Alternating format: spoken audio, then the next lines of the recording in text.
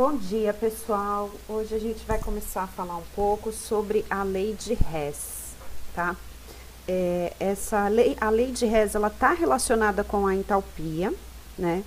Então, eu coloquei aqui só para a gente relembrar, né? A variação de entalpia vai ser a entalpia dos produtos menos a entalpia dos reagentes, né? Se essa variação for negativa, isso significa que a gente está falando de uma reação química exotérmica.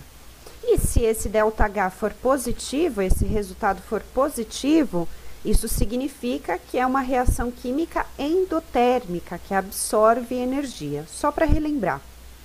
Bom, a lei de Hess, a gente vai utilizar ela em situações em que eu não tenho como determinar ou eu não tenho o valor da entalpia dos produtos nem dos reagentes.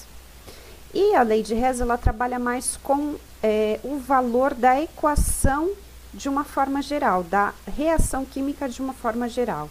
O que eu quero dizer? Por exemplo, a gente vai calcular o ΔH dessa reação, da formação do monóxido, né? Tem um oxigênio só, então é monóxido de carbono, a partir da grafita, né? Do carbono na sua forma grafita e do oxigênio. Bom, a gente não tem o valor desse ΔH, porque o que acontece nessas reações, nesse tipo de reação, é muito difícil, é quase impossível obter o ΔH dessa reação, porque essa oxidação, esse processo aqui, ele continua até a formação do CO2, que é um composto um pouco mais estável, vamos dizer assim, do que o monóxido de carbono. Então, a equação, a reação química, ela vai continuar até a formação do dióxido de carbono. Então, fica difícil parar a reação no intervalo justamente em que há a formação somente do monóxido de carbono, que é esse que está aqui. Então, como que a gente faz, como que a gente pode obter, então, a variação de entalpia dessa reação? Através de outras reações, né? Fazendo algumas adaptações em outras reações em que é possível se obter o ΔH. Então, por exemplo, aqui eu tenho essas duas equações químicas, né, representadas. A primeira é uma reação, a gente já sabe que ela é uma reação exotérmica, porque o ΔH é negativo, então ela está liberando energia, e é bem parecida com essa daqui. Só que a diferença é que aqui nós estamos falando de monóxido de carbono, e aqui, ó, é o dióxido de carbono. Por quê? Aqui eu consigo finalizar a reação, então eu consigo experimentalmente medir o ΔH. Nessa situação, não. Então, a gente, a partir dessas duas equações, vamos obter o ΔH dessa reação de formação do monóxido de carbono. Bom, então, primeiro passo, vamos observar aqui essa primeira reação e verificar o que a gente pode fazer para ela se tornar mais parecida com essa possível.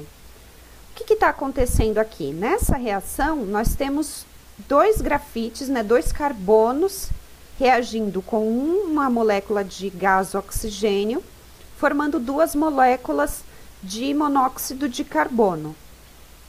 Aqui, nós temos uma molécula, né, um carbono reagindo com uma molécula de O2.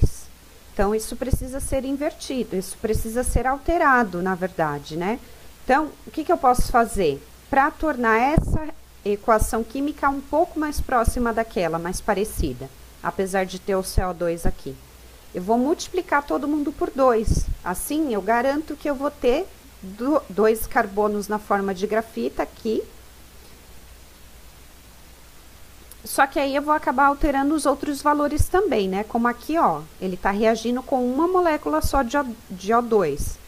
Aqui eu vou ter 2. Mas vamos esperar, vamos guardar essa informação um pouco e vamos observar a equação 2 agora, que é essa daqui de baixo, na qual eu tenho, né? Para a formação do CO2, eu tenho como reagente o monóxido de carbono, duas moléculas de monóxido de carbono, reagindo com uma molécula de oxigênio e formando, portanto, duas moléculas de CO2, de dióxido de carbono.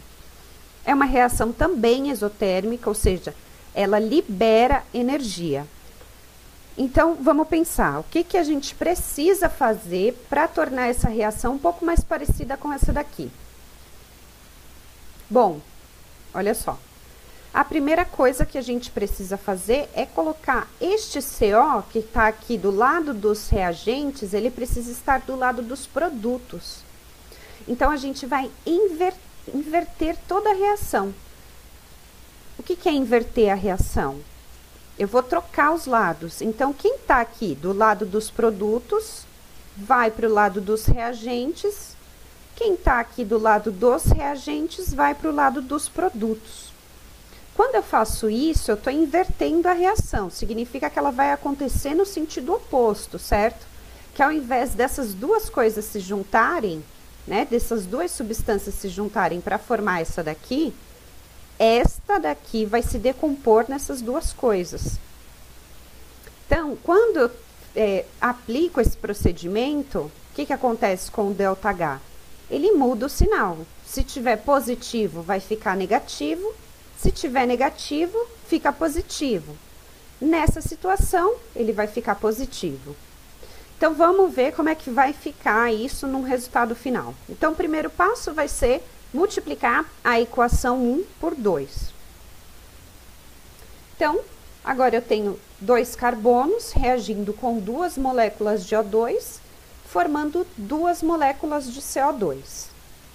O ΔH o valor aqui, ó, era menos 94,1 quilocalorias. Também preciso multiplicar esse valor por 2, porque lembra que a entalpia ela é proporcional à quantidade de reagentes que eu tenho na reação. Quanto mais reagente eu tiver, maior vai ser a entalpia. Então, aqui ela já está multiplicada por 2. O sinal nessa situação continua o mesmo, porque eu não inverti a reação, eu só multipliquei ela por 2.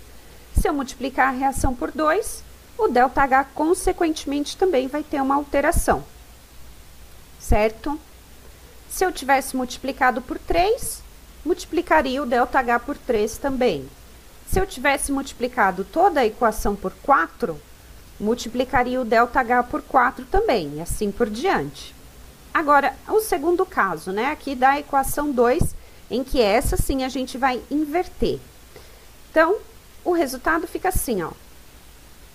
Agora, eu tenho CO2, duas moléculas de CO2, que vai se decompor em duas moléculas de CO, mais uma molécula de O2, certo? Quando eu inverti a equação, eu inverto também o sinal do ΔH. Antes estava menos 135,4 quilocalorias, agora ele é mais 135,4 quilocalorias, né? Agora é uma reação endotérmica. Isso significa que eu vou ter que fornecer calor para essa reação para ela acontecer de fato. Agora, a gente vai juntar as duas equações em uma coisa muito parecida com a matemática, tá? Como a gente fez também um pouco no início do ano, para os cálculos de quantidade de calor. Olha só. Então, tá aqui a equação 2, multiplicada por 2, o ΔH multiplicado por 2. A equação... a equação 1 multiplicada por 2, tá aqui em cima, o ΔH também multiplicado por 2, e o inverso da equação 2 tá aqui. O que a gente vai fazer? Por que algumas substâncias estão riscadas aí? Bom, quando eu tenho o O2 do lado dos reagentes nessa situação e do lado dos produtos, é como se eu tivesse, por exemplo, um número positivo de um lado do sinal de igual e do outro lado ele negativo. Eu não posso cortar os valores quando eu tenho situações assim, ou se o mesmo valor está sendo multiplicado e dividido pelo mesmo número, eu não posso cortar esse número? É quase a mesma situação. Como eu tenho O2 presente tanto nos reagentes desse lado e nos produtos, eu posso cortar. Só que, ó, primeiro, vamos verificar uma coisa que é importante. A quantidade, eles não estão em mesma quantidade. Percebe que um desses oxigênios eu vou cortar com esse e o outro vai continuar, tá? Ele tá aqui, ó. Porque eu tenho 2. Se eu tivesse 3 aqui e 1 aqui, ia continuar 2 aqui embaixo e assim por diante. O CO2, que ele não interessa pra gente, porque o objetivo é chegar naquela primeira equação que eu mostrei para vocês. Ó, eu tenho 2 CO2 do lado dos produtos e depois 2 CO2 do lado dos reagentes. Eu também posso cortar os dois. Como a quantidade é a mesma dos dois lados, ele não vai aparecer mais. Porque também não tem interesse nele, né? Ele não, no momento a gente não tem interesse nele. Bom, e o que eu vou fazer? Vou juntar essas duas equações, tudo que sobrou, aqui do lado dos reagentes e do lado dos produtos. Percebe, ó? Então, agora eu tenho os dois carbonos, vai reagir com aquela uma molécula de oxigênio que sobrou daqui, formando o monóxido de carbono, as duas moléculas de monóxido de carbono que estão aqui. Então, só descer, ó. A grafita tá aqui, as duas grafitas, uma molécula de O2 que sobrou e as duas moléculas de CO2 aqui do lado dos produtos. Feito isso, eu alcancei o que eu queria, aquela primeira equação. Agora, para descobrir o ΔH, o que eu faço? Eu vou juntar esses dois valores. Então, menos 188,2 quilocalorias, mais 135,4 quilocalorias. E aí, quando eu somar esses dois, como esse valor é maior do que esse, eu vou ter um valor negativo, né? 52,8 quilocalorias, indicando que a nossa reação é exotérmica. Então, é isso, pessoal. Por hoje é isto. E a gente vai se falando aí durante a semana. Até mais!